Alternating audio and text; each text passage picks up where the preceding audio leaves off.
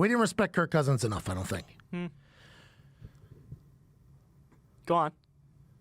No, you go on.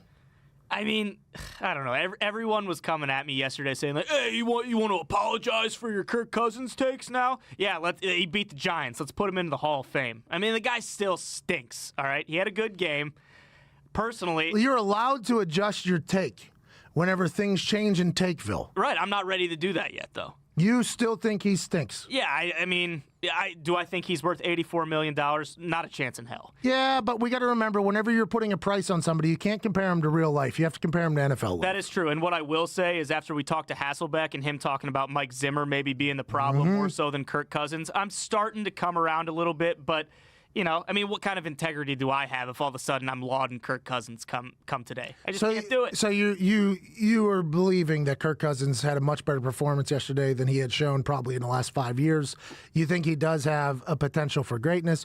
You think maybe he does earn that paycheck that he was given. You think maybe it is the coach's fault for refusing to let him throw the ball deep down the field, only relying on the run game because he's a defensive coordinator. You think maybe what Adam Thielen and Stephon Diggs were actually directed towards Mike Zimmer instead of Kirk Cousins. You think all these things, but your integrity just won't let you say that Kirk Cousins doesn't Yeah, pretty much. stink. Yeah, he stinks. He still stinks. But hey, you know, like you said, we got a lot of weeks here for him to prove that he doesn't stink. So let's see what he does against a good defense. Kirk Cousins, by the way, was getting buried by everybody.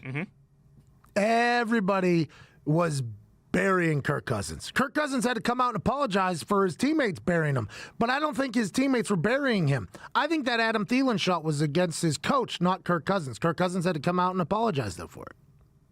Then Kirk Cousins comes in and lights it up against the New York Giants. Absolutely lights it up. Whole world's against him, including some people in the front office probably who want to be a run-first team. Dalvin Cook is an electric. I mean, he's an incredible running back, very talented man.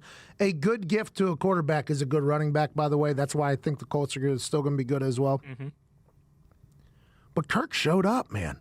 He was making throws, dropping balls in the bucket, making good reads, roaming around, throwing the ball. And Adam Thielen was going to get fed that game. We all knew that, and he showed up. Adam Thielen's one of the most competitive humans I've ever been around. I've seen him hit a 3-wood, 285, 900 yards. He overdrove He did. a par 4 with a 3-wood. Yep.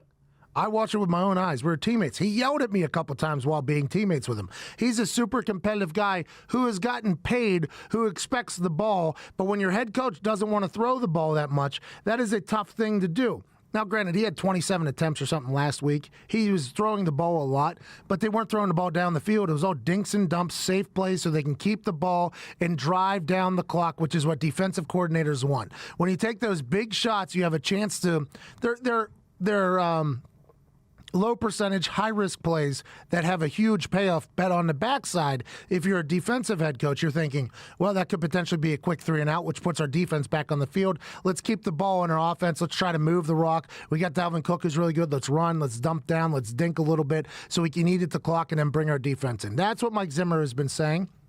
But Stephon Diggs and Adam Thielen are like, no.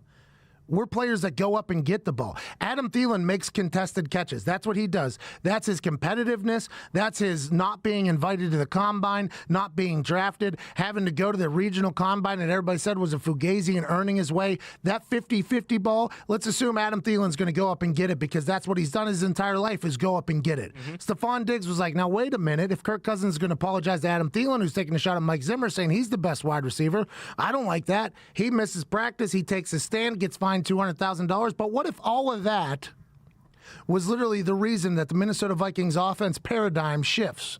What if that is what changes the offensive strategy for the Minnesota Vikings to become an offense that utilizes its weapons? What if that changes the Minnesota Vikings franchise for the long haul? Will they give Stephon Diggs his money back? Will they pay him back? I don't know. I'm excited to see it, though, because that Vikings offense looked very, very different and very, very good yesterday. But who knows if Kirk Cousins is still a nerd or not? Well, and we'll see, because that's been the knock on Kirk Cousins all along is, hey, he beats teams like this, the teams that he's supposed to beat, and then in the primetime games and against good teams, he falters and looks like a bum. So what is it? You think he needs to go to like a psychiatrist, like to get the hypnotist stuff? Maybe. I mean, I don't know. What do you have any quick fixes for that? Or I have no idea. I mean, Zito went to a hypnotist. He can't speak Spanish anymore.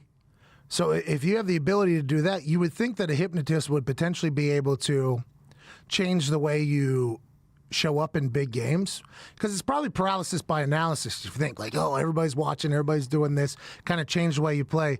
You know, pressure makes diamonds. Diamonds last forever. Lock in. Macho Scotty Small said that. Yep.